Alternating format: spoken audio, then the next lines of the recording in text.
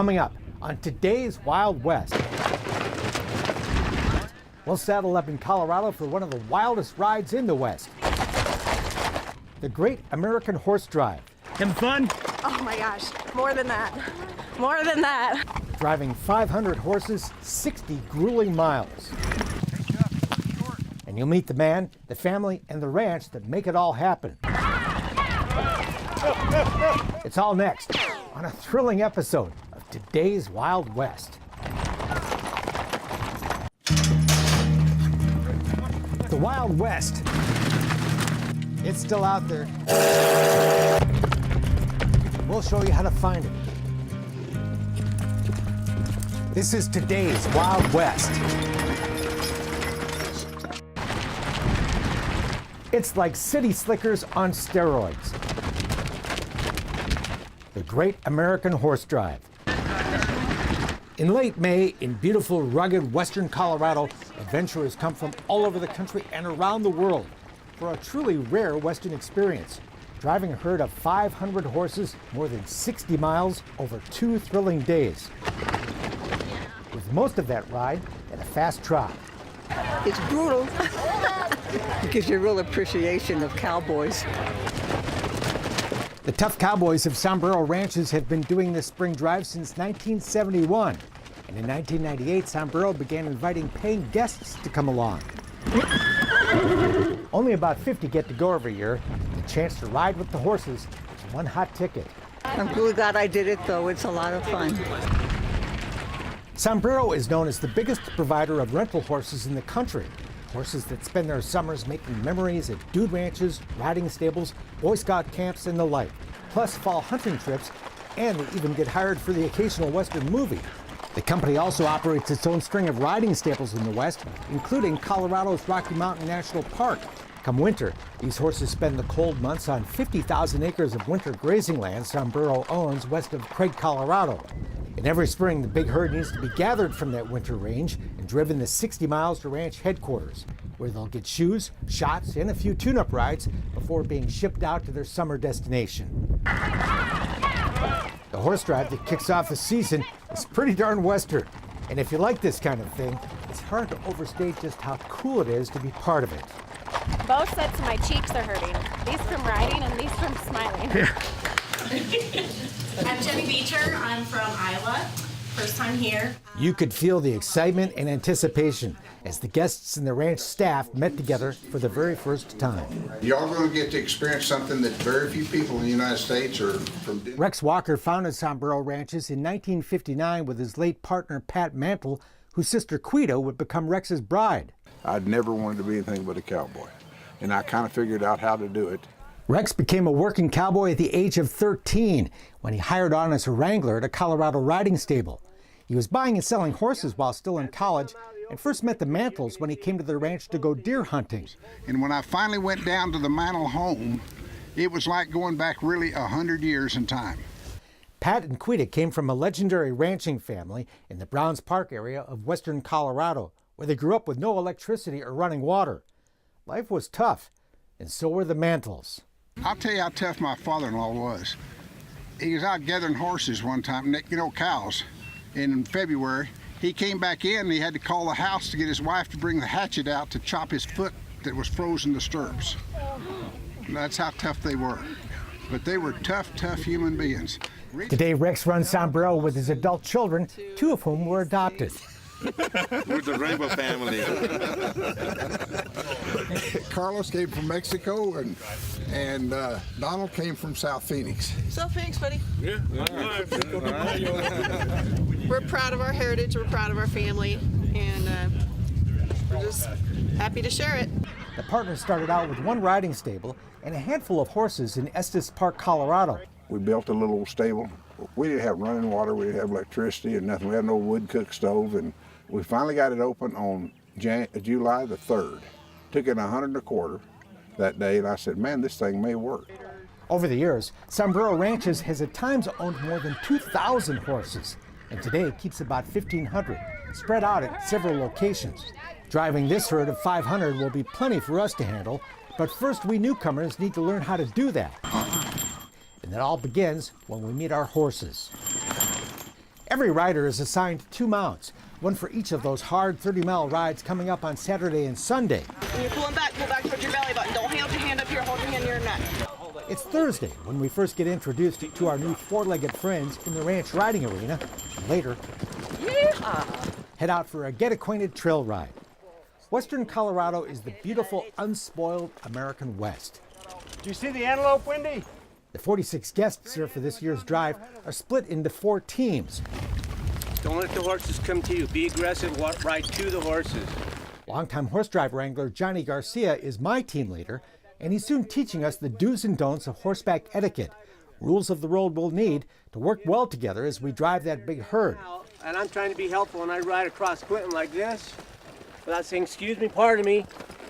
I just insulted him. This horse drive is no nose to tail ride, and we'll be at a fast trot for much of the adventure. Trotting, also known as jigging, is the gait of a horse that can be especially tough to handle if you're a new rider or simply not in shape.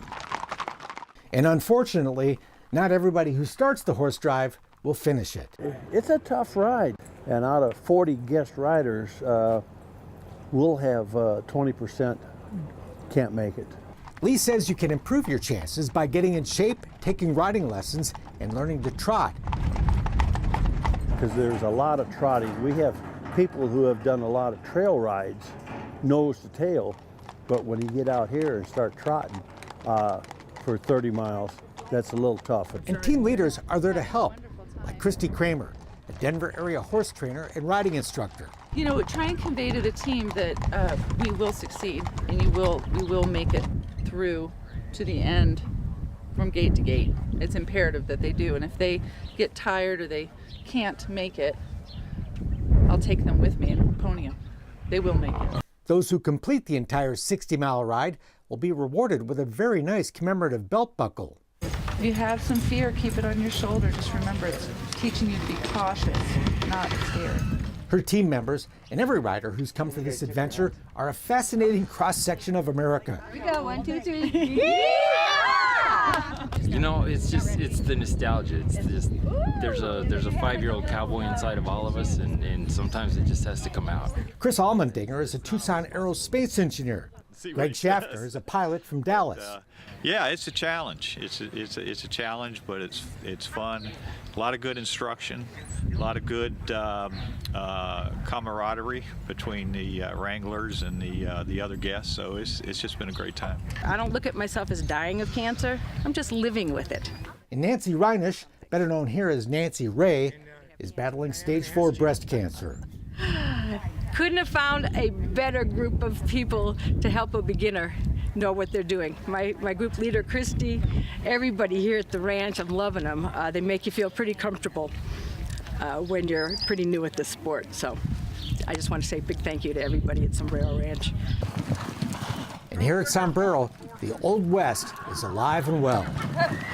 What we're doing today is nothing different than we didn't do 150 years ago. Of course, we have the trucks and the trailers and all that kind of stuff, but the basic principle is just almost exactly the same thing they were doing then. Yeah, I live in France. And the chance to live the cowboy life still appeals to people all over the world. Have you always wanted to be a cowboy? Yeah. So, yeah. We have more and more people cowboying in France on weekends and so on. And we have tradition of horse in France.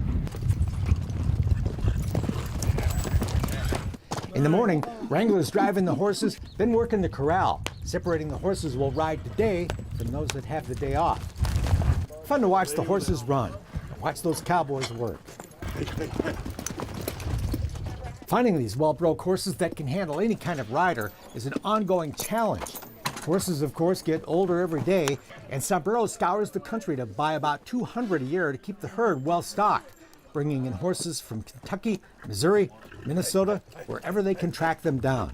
And finding working cowboys is getting to be an even bigger challenge. Our biggest problem is finding good people to run the stables and to do what we're doing here. And there's just very few people that even want to do it, much less have the ability to. And I don't know what the next 25 years is going to bring, but we need some more cowboys. Cowboys like Nathan Brown. I mean, I like horses, but even more than that, I just like freedom. The The 31-year-old Nathan has been working throughout the West for the better part of 10 years at ranches in Texas, Wyoming, Arizona, even Argentina. He can ride, rope, shoe a horse, even build leather gear. Just really every aspect of the whole lifestyle, I guess, is kind of taken over my lifestyle anyways. Nathan can play the guitar as well. And music around the campfire caps off a fine first day on the Great American Horse Drive. May mornings in western Colorado start off frosty, and the horses are frisky. As Sombrero cowboys bring in the herd and sort the horses for another day's ride. It's the day before the horse drive. We're back in the saddle for some final instructions from Johnny Garcia. If I'm a horse and I'm coming back to you guys, what I want you to do is step up to the herd, step up to the horse. Bang, make noise, ah! Do not let the horse get past you. That's tomorrow, but today we're off on the Outback Ride, a very fun horseback tour of the big, beautiful 20,000-acre ranch that surrounds Sombrero headquarters. What do you think so far? I think so far I've got the best day of my life every day that we've been here. The picturesque trail eventually takes us to the site of an old homestead, where we're greeted by some fine Western entertainment. How do you like your steak, bud? And a delicious steak fry. Fun stuff. After lunch, Rex will share some of the fascinating history of this area. But you couldn't drive to the Mantle Ranch until the late 40s because it was too tough. There were no roads. They went in back with horseback. And when they'd go in the wintertime, they'd stay there. And they couldn't come out. If somebody got sick, it was just tough.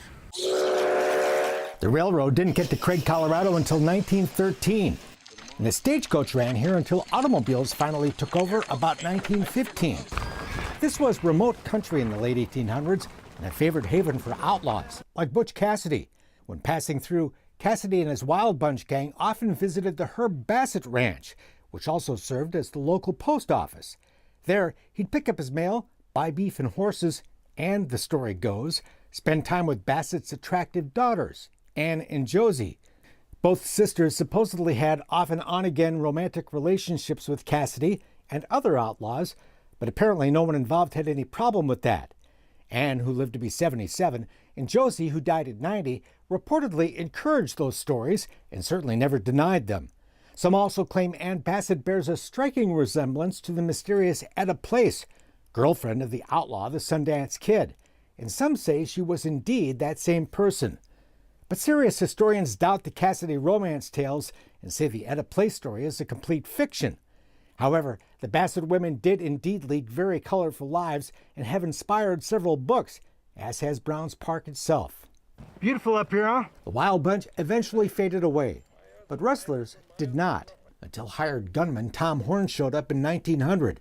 2 suspected rustlers were soon found dead, and the unsolved killings and Horn's reputation soon had the outlaws looking for greener pastures. Homesteading didn't last long here either. They bet you 160 acres that you could make a living on it, which was really a long shot, because nobody did hardly. Whoever moves the feet wins. There's more to learn when we get back to the ranch about horses. Steve Mantle, whose dad Pat was Rex Walker's late partner, is an expert horse trainer specializing in turning wild Mustangs into gentle riding horses. You ask him to stop, and you release when he does. There's where he'll get it. So now I'm going to say, like, moving this way again. And he's like, yeah. You see how big I am? I'm going, yeah. Yeah, it's getting worse. There. Move your feet. Not a big deal. Nope. Not a big deal. Now we'll go again. Steve has a very attentive audience as he shows us the techniques that turn a wild animal that wants to run away into a partner that craves the attention and company only a human can provide. They go through 3 stages. It's avoidance. Oh God, don't touch me, don't touch me, don't touch me. Acceptance of, okay, you can touch me. And then they'll go to craving. That's when you can walk into the pen, you can put your hand up like this, and they'll just walk up because they want this attention. They want to be petted and touched. Hey! Yeah! Later, a chance to do a little target shooting with the guns of the Old West, courtesy of the Wrangler known as Silverbuck Chuck. My claim to fame is authenticity. We're shooting in the 1880s, 1890s. I want to look as authentic as I can. Chuck showed us his collection of Western memorabilia from the 1800s, including spurs, badges, and historic firearms. The gun was manufactured in 1870, so that's 130. This is 147 years old. Chuck doesn't fire the historic guns, only modern recreations. And after sharing some history about the real Old West, Cowboy might wear his guns to town if he's going in and drink in the saloon, but in the saddle, a working cowboy would never wear his guns. He'd had no need to. Chuck gave us a target shooting demo. This hand goes underneath, just like that. Okay. Then let us give it a try. Pretty fun, huh? Yeah, that is fun. I'm having fun. The Outback Ride, the Horse Clinic, the Old West, all fun stuff. But now the preliminaries are over and the big day has finally come. Hi, Mark. It's over there. It's about to begin. Showtime.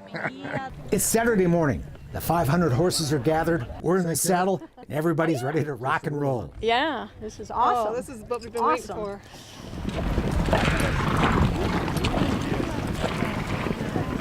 The horses come charging out of the big holding corral, and the Great American Horse Drive is underway.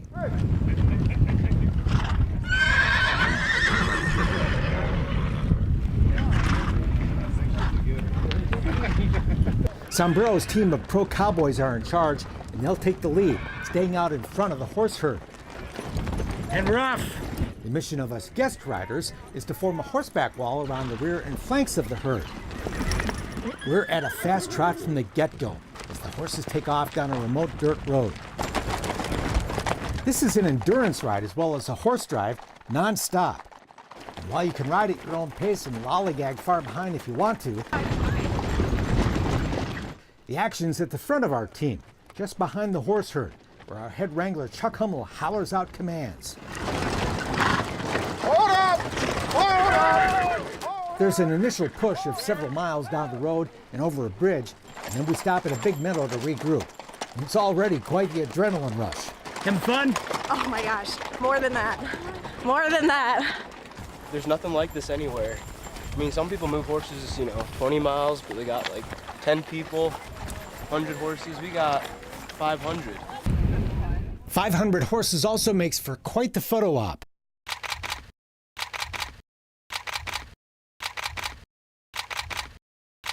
There is nothing like it in the whole world.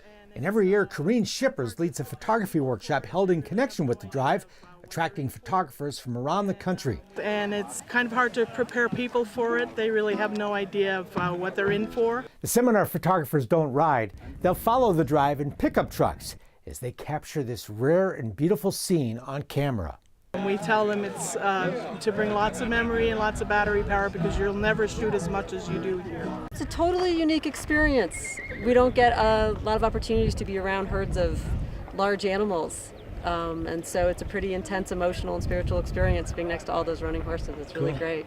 I love the people that are involved, and I just like the camaraderie that seems to come with the Western lifestyle. And of course the horses. The whole experience is just very heartwarming and enjoyable. But as fun as it is to photograph the drive, it's incredibly exciting to be horseback in the middle of it, where I'm doing my best to both stay on my horse and capture the action on my video camera. It gets a little crazy, and a lot of the footage will end up on the cutting room floor, but hopefully you get a sense of what it's like. We should take a few pictures of you. You're amazing. I told you yesterday. You're an amazing writer. You write, I got all the stuff on you, do movies, interviews. You're an amazing guy. How's it going so far? Fabulous. There are just so many moments. Intense, thrilling, exciting, exhilarating, and just plain fun. But those rare times when we slow down a bit are a welcome break as well. Hang it in. Everybody gets a breather at lunchtime when we're joined by the next generation of cowboys. This is Sawyer and this is Hudson. Twin sons of our head wrangler, Chuck. Won't be long before they're riding this drive with us. Lunchtime ends, we're back in the saddle, and the horses are on the move. And with a few miles behind them, the animals aren't quite as jacked up as they were first thing in the morning. It's calmed down a little, huh? It has calmed down a lot, but it's invigorating. Back on the move, the horses pick up the pace, and so do we. It's the home stretch of day one. And finally, we reach the pasture where the horse herd will spend Saturday night. The horses are thirsty and we're tired, but the head man on the drive says day one went well. Everything the horse handled well, everything managed it well, looks good coming in. How was it? Awesome. It was really good. Those of us who made it are celebrating. Lot of fun. But unfortunately, not everyone did. Some minor setbacks. Lost a few. No one really hurt, just some people really hurting from a long ride, which will resume in the morning. Here come the horses. It's early Sunday, back where we left off. Y'all fired up? Yes, definitely. Yesterday we were just warming up. Couple of wounds. Medicated, hydrated, Feeling good. intubated. Good to see you, Mark. The horses are raring to go, as Johnny Garcia gives us some last-minute instructions. They're gonna come out this way. We cannot let them get past us. The herd comes running out of the gate, and day two is underway. This horse drive gives horsepower a whole new meaning. The animals start the day with energy to burn. We'll again be fast trotting and even loping for much of the day.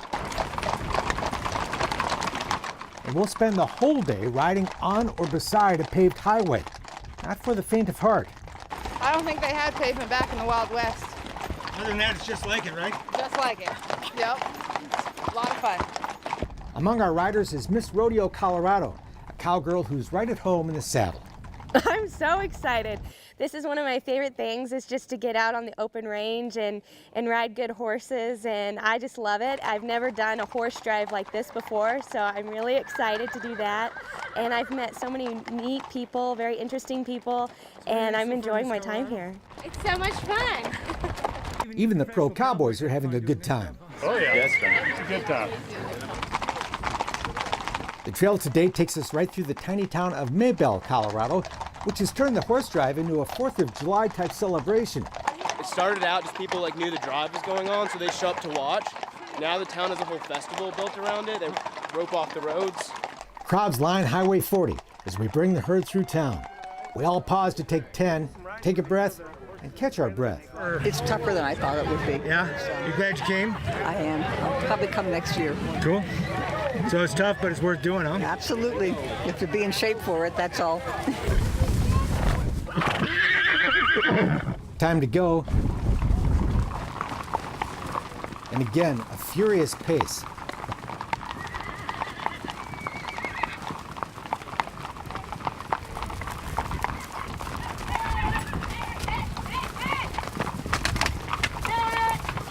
Horses are in a hurry, and there's lots of galloping to keep up.